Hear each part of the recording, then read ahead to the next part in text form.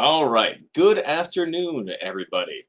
My name is Eric Riles, and as you can see from the screen, I am the Vice President of Customer Solutions here at Judy Diamond Associates. I've been on the job for 16 years now, and in my time, I have learned a lot about taking information from the Form 5500, slicing it, dicing it, and creating market insights based off of it. We're going to be doing that today. Today we'll be presenting some original research to come out of Judy Diamond on the state of the industry. Specifically, we're going to be looking at the change in ERISA spend between the plan years 2016 and 2017, the two most recent plan years for which a complete data set is available. Now, before we begin, a few housekeeping items. Although you can all hear me, hopefully, I cannot hear you as the phones are in presentation mode. That said, you can and absolutely should feel free to ask me questions by using the question asking panel in the bottom right hand part of your screen. You see you should have a little text box in there. You can type in there and hit enter or submit or send or whatever the box tells you to do, and I should see that question. We'll get to as many of them as we can. We're only on the board for half an hour today. I wanted to keep things nice and concise. So we'll get to as many questions as possible. Those we don't get to, I will work with my staff to make sure we get out answers to all of you after today's presentation is over. Okay, so with all of that out of the way, let's dive in. So I was reviewing the attendee list before the session actually got started today. And I know from looking at that list that there are some of you who are newer to our industry. So for you guys, we're going to give you a crash course in the basics to give you some context into what we're going to be talking about today. Everybody else, I apologize, bear with me. This will be over real fast, and we'll get into the real meat of the data. For you newbies, hello, welcome. What Judy Diamond does is takes information from the government's Form 5500, breaks it apart into databases, and then recombobulates that to present all kinds of market insights and lead generation, all kinds of cool stuff. So the real question is, what is a 5500? Well, a 5500 is the annual Department of Labor disclosure form required under the ERISA Act for every ERISA qualified plan in the country. Now, that's going to mean we're looking at information on private employer groups, all with 100 or more participants in the plan. Yes, there are a few exceptions. No, we're not going to get into them right now. This form is filed for the health and welfare benefits. So health and welfare is health, life, dental, vision, STD, LTD, AD&D, kind of all that jazz rolls up into the form. Now, the way that a 5500 is put together is a lot like your taxes. Every year, you file that same Form 1040, right? But if you buy a house, you do the house schedule. You sell a stock, you do the stock schedule. Same thing is true of a 5500. Specifically, if there is an insurance contract in place, you have to append a schedule to the form known as the Schedule A. Schedule A is filled out by the insurance carrier and then sent along to the plan sponsor to be filed with your 5500. Now, this is where things get tricky, and I want everybody to come back in and put on your attention hats, because there's a problem with the way this information is organized. And that problem is this. What we're looking at on the screen right now is a kind of a proxy, if you will, of one of these Schedule A insurance contracts. So how the stuff is typically filled out, there is a series of checkboxes here, right? We can see health, dental, vision, all these guys. What the insurance carrier does when they fill out one of these forms is they just check off each individual little checkbox, and then they write in a dollar amount for the total premiums collected. You may notice a problem. That problem is, although there are 6 different types of coverage on this one 5500, there's only the $1 figure.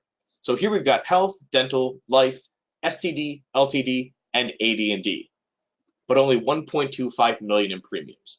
So the question has historically been, how do you allocate that 1.25 million in premiums among these various types of coverage? And until recently, the answer has always been to kind of throw up your hands and go start a life of crime or something. I'm pleased to say we have finally, after a lot of research and a lot of math, figured out a way to model out this premium figure and then allocate it correctly among the various lines of coverage. To do that, we have a model. Now, I can't, and in fact won't, get into the math behind the model. As you can imagine, it is a jealously guarded trade secret. That said, let me talk to you a little bit about kind of the basics of the model, and more importantly, how we proved it out so that we know what we're talking about. So the core of the model is that we look at plans that have a certain combination of benefit types. In this example case, health, life, dental, LTD, and STD. So, excuse me. What we wind up doing here, we know that there's $1 million in premiums, roughly. And what we'll do is we'll say, okay, well, we know when we see these 5 benefit types together, health is going to be about 76% of the spend. So that becomes $760,000. We know dental is going to be about 7.5%, and so on. So once we had this basic concept in place, we needed to make sure that we were, right. And we went out to a number of insurance carrier clients with whom we have excellent relationships. Thank you, those of you who are on the phone. And what we did was we went to them and said, we're building out this model. Here are a dozen policies of yours that we've applied the model to. Can you tell us how close did we get to being right? And the first time we went out, we got a lot of feedback that said, yeah, not so much. So we revised the model and we went out again and again. And we finally found ourselves in a place where we were consistently hitting within plus or minus 10% of what the actual insurance carrier tells us that they booked for each one of these different types of coverage. And so once we had that and we were confident in the model, which we very much are, we applied that to the broader data set. And let's talk about that.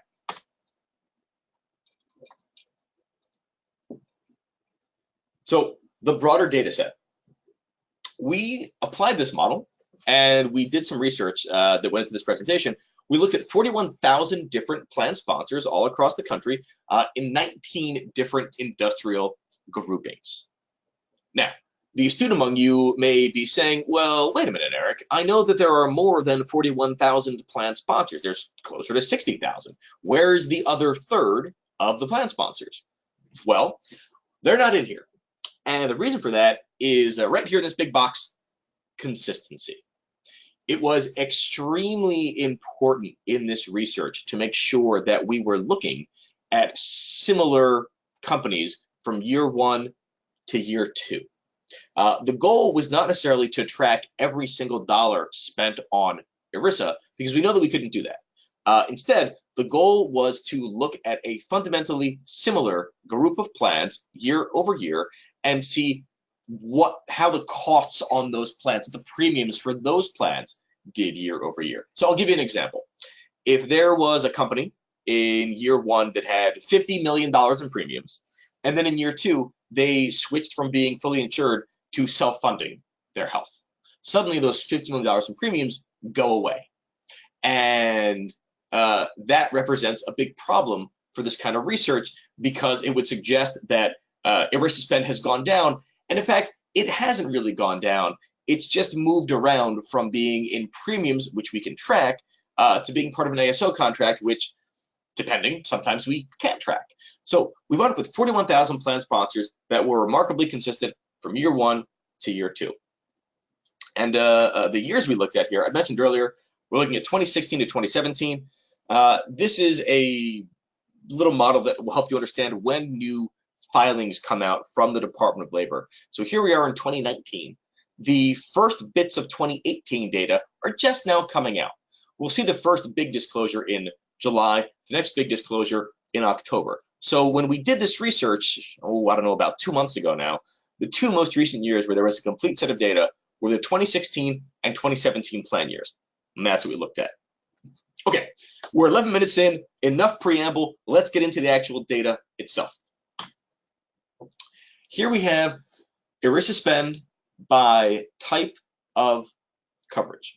In 2016, you can see that the total ERISA spend that we tracked among these 41,000 companies was $112 billion, moving up to $120 billion in 2017. No surprise, health leads the way, both in terms of raw dollars, obviously, as well as percentage of change, moving up from 76 billion to about 82 billion. Everything else saw a smaller increase. Obviously, we can see here that there's, health is, no surprise to you, the place where the most money is spent, right? By itself, it is the majority of the spend. But there were significant and trackable changes in life, dental, vision, STD, and LTD as well. For those of you who may be feverishly screen capping this, trying to write down these numbers, don't worry about it. I believe we're going to make this whole PowerPoint deck available for you after today's presentation. Stay tuned to your email box. You should get a notification about that at some point today or tomorrow.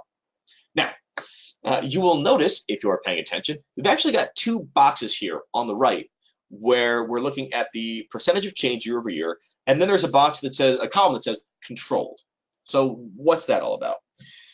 Well, when I was doing this research, one of the columns that I was summing up among all these different, about roughly 200,000 different insurance policies among these 41,000 plan sponsors, I noticed that the number of benefit eligible lives had changed from year to year. It had grown by about 3% from, oh gosh, this is, I'm going back to my memory now, from about 106 million to about 110 million lives covered, if my memory serves. So it was about a 3% increase. Because my goal was to track change in ERISA spend on a consistent basis, kind of look at the information in an isolated fashion, I backed out for our controlled column here that 3% increase. Because let's say I've got a company, Eric Riles Co. We've got 100 employees, and I spend $1 million a year on my healthcare, $10,000 a person. If I add 30 employees, and now suddenly I'm paying $1.3 million a year, have my ERISA costs actually gone up? Well, in one sense, yes, I am paying more, but I'm not paying any more per employee. I wouldn't look at that plan and go, oh wow, its premiums grew by 30%. That'd be misleading. So we wanted to control for that, and we took everything down by 3%. This is the only place in the study that actually applied the control numbers. I thought it was most useful here at this big level where we're looking at all of the lives. What was nice about applying that control was that we are not the only people in the world interested in the overall ERISA health spend, the employer-sponsored health spend. The good people at Kaiser put out a study as well that found in the same time period, they said that healthcare costs jumped up about 4.5% in that same time period. So our figure here of 5.1, right in the ballpark of what we would expect, and it really helped to validate the rest of the research. So thank you, Kaiser, for helping to validate our conclusions here. All right, so let's move on from the line-by-line breakout, and let's look at an industry-by-industry breakout. And for the record, yes, we could absolutely have done a line-by-line and industry-by-industry cross-sectional. We're looking at each one of these things and its change for each one of those. That wasn't in the scope of what I wanted to do here, but you Judy Diamond customers have access to all of the same data that I used to build this presentation. And in the last couple of minutes of the show today, we're going to actually go into our Judy Diamond products. I'll walk you through how to do kind of what I did here. And if you want to take it to that next step, you are more than welcome to. Okay, so the industry findings were super interesting.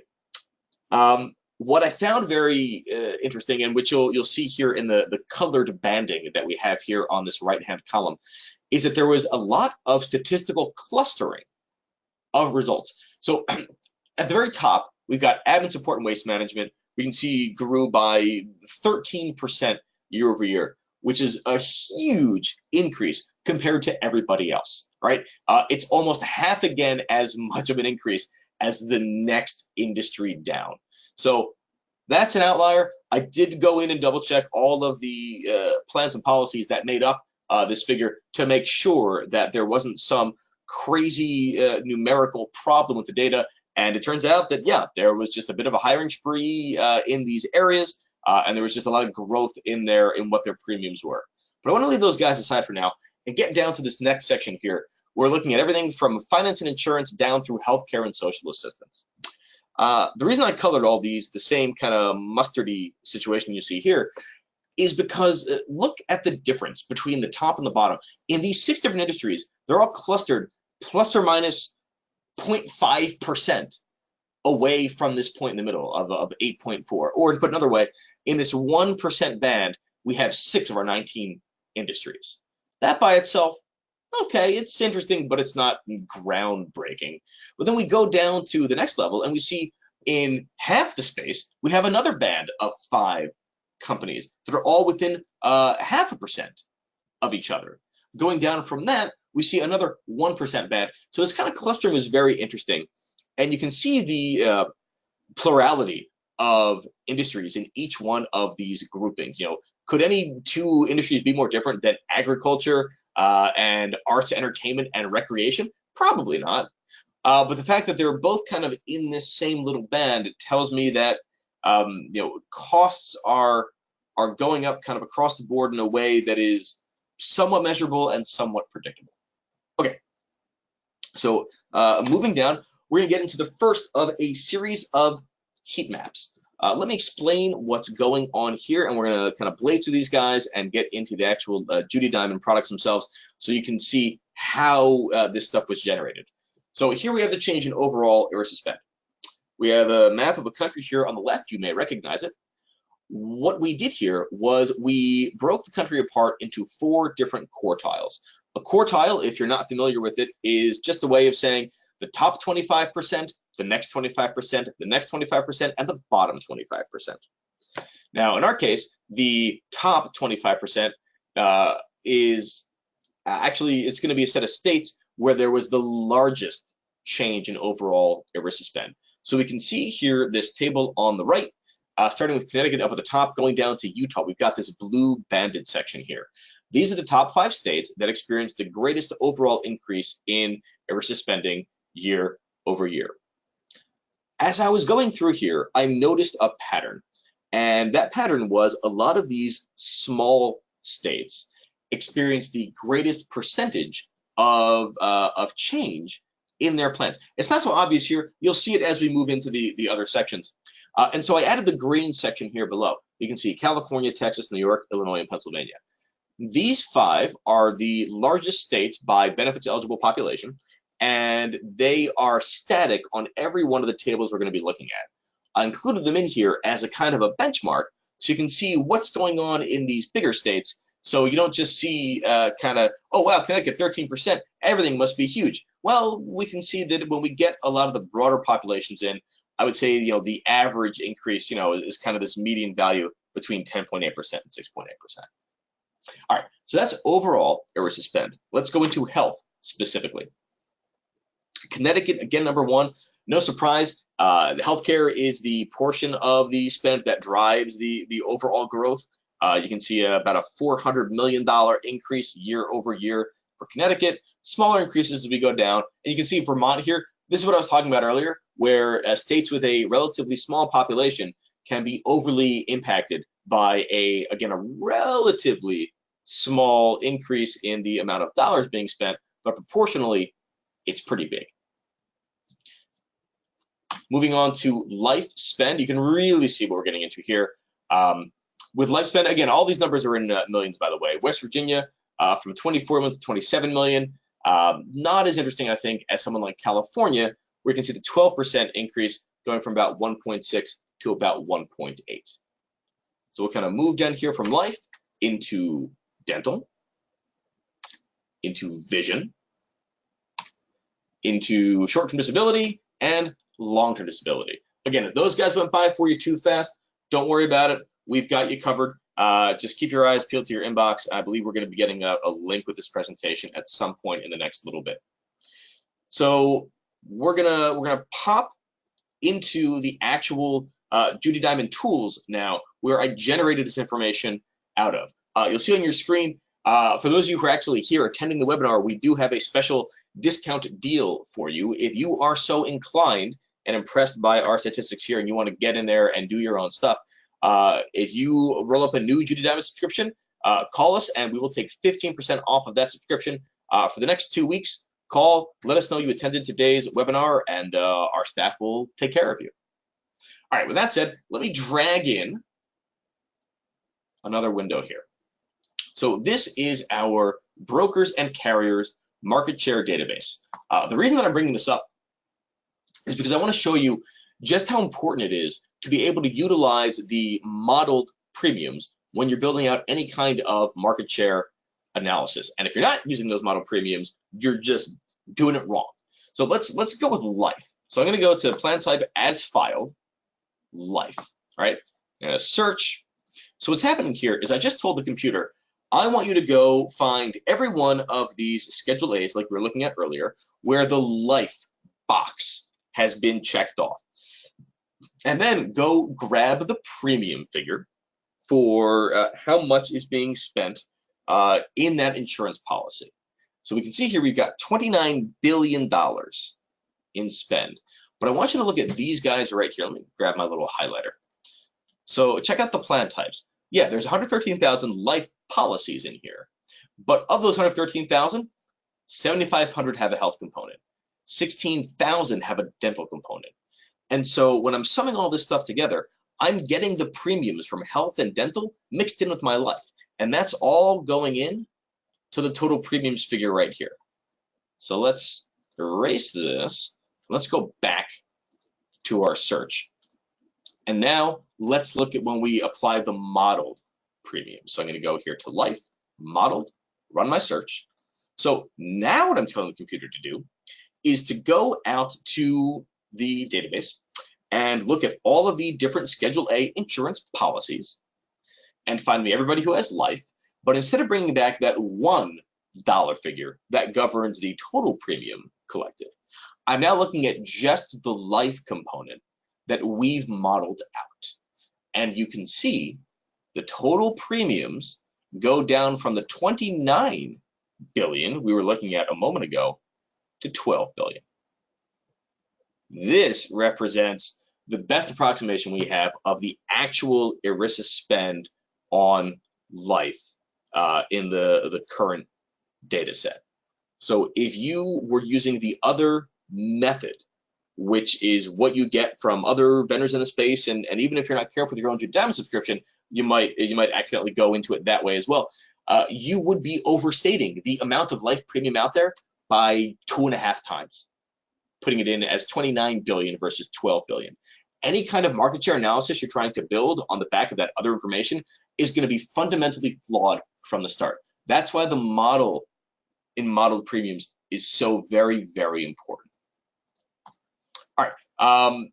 This also allows us to get into looking at the individual insurance carriers here and seeing what each one of those firms is collecting in terms of the life premiums. Again, same concept here. We've got our life modeled filter. So all the premiums are referencing the life insurance premiums. The commissions paid out, the fees paid out, it all goes back to just this portion of the premium that we are allocating to life from the total figure. So in this case, I can click on someone like MetLife. Now I can call up a list of the brokers selling MetLife life insurance policies. And again, all this is still governed by our primary search filter, the model premiums. And I can see down here who's selling what to whom. We can see carrier direct sales, number one with the bullet at $1.4 billion. And then you got Willis and Mercer and Aon and all the other usual suspects and a few not so usual suspects as well. So it's for this reason that we want to make sure that when we're doing these kinds of searches, whether it's within our tool or this tool, or whether it's within our group insurance database, making sure you're looking at the modeled premiums. If you're doing market share, if you're adding these things together, make sure you're looking at the modeled, because that's going to give you the cleanest, most accurate market share analysis. Okay, let's pop over super fast to the other tool, the group insurance directory. Same basic concept here, slightly different application. I can come in here. I'm going to call up my parent company, ALM Media, and let's just take a look at how the model premiums are interacting in here.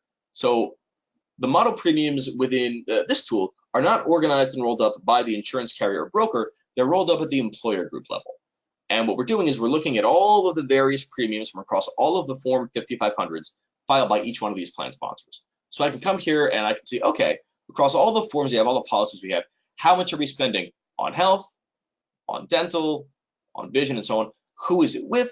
Who's the broker? All that good stuff you can find on the insurance information section.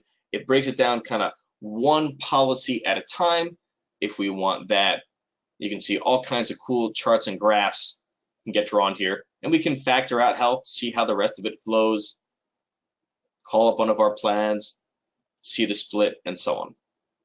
Okay, all right, now that we've done all that, and we've taken a look at that, we've got 3 minutes left. It's time for a couple of questions. I know some have come in. Let's see if I can call these guys up. It's been a while since I used this interface. Okay, looks like a question, let's see. Of the percent change in spend, is there a way to determine what portion is the result of higher claims utilization and or higher fixed cost, including reinsurance expense? Whew, that is a lot of question to answer in 3 minutes. What I can tell you is, if there is such a way, I have not been able to capture it. Change in premiums as a result of higher claims. On the 5500, there is a portion of the insurance contract that talks about claims and retention.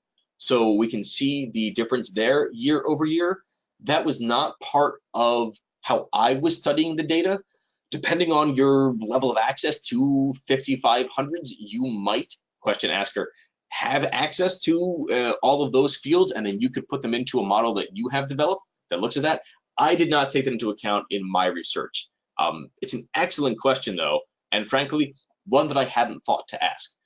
The next iteration of this, maybe we'll do exactly that. All right, it looks like that is the only question that has come in. So with 2 minutes left to go, let me just once again say thank you, everybody, for your time and your attention this afternoon. Can I tell you how much we appreciate it? If you have any questions at all, feel free to give us a shout. 800-231-0669. That's the main Judy Diamond line, and our staff here is ready and willing to assist. Again, mention you came to the webinar, and we'll get you 15% off of your new group insurance or BCMS contract, and we'll walk you through more practical applications for what can be very esoteric Form 5500 data. Again, my name is Eric Riles. I'm the Vice President of Customer Solutions here. Thank you all so much for your time and attention this afternoon. Have a great day. Bye-bye.